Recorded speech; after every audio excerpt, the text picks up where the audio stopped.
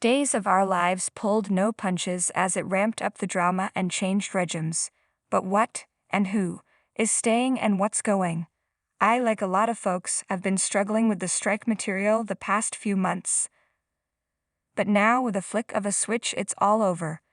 By all accounts, a lot of it is going to be swept under the rug, so for this soapbox, instead of just talking about the week on Days of Our Lives, how about looking back over the strike and trying to figure out what's being tossed and what's staying? Glitched, hackneyed, off. Well, head writer Ron Carlivati promised that when his material started airing once again, we'd know right away, and he wasn't wrong. Friday's episode started with Leo being beyond catty about how terrible the Spectator's writing had gotten. Was a not at all veiled reference to the show's writing, and it actually accomplished something that surprised me. I felt kind of bad. For better or worse, the strike writers were there to keep the show in production and running so that it could survive. And yes, I realize I'm saying this having been very critical lately of the stories. I'm thrilled we're finally past, but I don't know how much of my frustration was the temp writers being told to slow walk things in the hopes that the strike would be over quickly. It wasn't. With that said, there was also a lot of inconsistent characterization and attention to history that was driving me crazy, and radioactive snow Palina needs to be erased from existence. Then there was Sloane, all over the map. She went from desperate for a baby, to resentful of Jude and being a mother, to unwilling to lose him, running off with EJ's money. With her gone, Eric handing Jude to Nicole and EJ, while they chatted about what happened at the front door, was such a snooze-fest.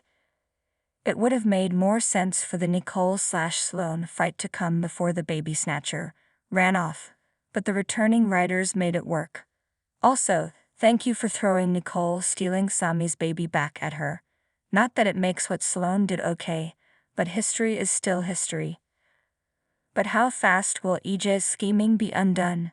Sloane seemed to show up at Nicole's to tell her about Eric. And now that Eric walked in, come on, Sloane, do the right thing. Personality switch. I know not everyone cared about Everett, new character. No, thank you sir and / or ma'am. But back when we were figuring out what was going on with him, I practically broke out the popcorn every time I was watching. Okay, I wasn't quite that excited, but it was fun to figure out who he was, what was going on, and how that tied into the canvas.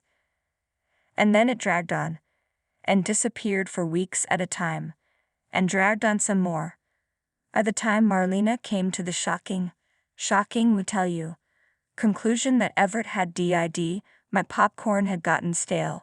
Worse, I couldn't help wondering what the point was. Everett was just writing articles. Bobby wasn't involved in anything nefarious. There was no connection to the drug ring. Remember when I thought that might been a thing? And about the only thing he did was hit on women.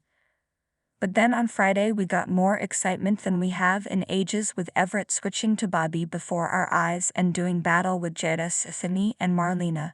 And there were little touches, like Jada, who's both a cop and knows how bad Bobby can get, even if we don't, stepping protectively between her ex and Stephanie when his personality switched, that were phenomenal and so organic to the situation.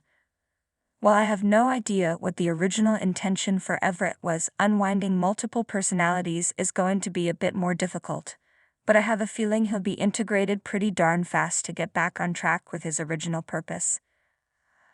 I almost feel bad for Theresa being so oblivious to Alex cheating on her, because I think she does care for him, but any character growth Alex may have had was undone these past few months. He's almost worse than ever now that he's got his money.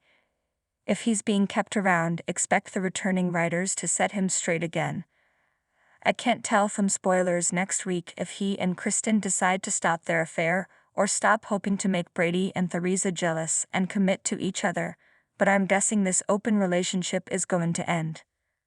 Konstantin bounced from slimy con to aspiring supervillain to an attempt at humanizing him with the loss of his daughter. It's all been a mess as the card went nowhere, the pawn stuff went nowhere, and preying on Maggie dragged on far too long. We've been speculating over whether Katharina is really dead or Konstantin's wife ran off with her, and my thoughts. The new writers won't care. Konstantin's about to go, and his family will never be mentioned again. And I hope they change whatever's planned for the wedding to oust Konstantin. I'm sorry, but I hated just about everything that was done with this. Let's get Xander his fortune and Maggie secure,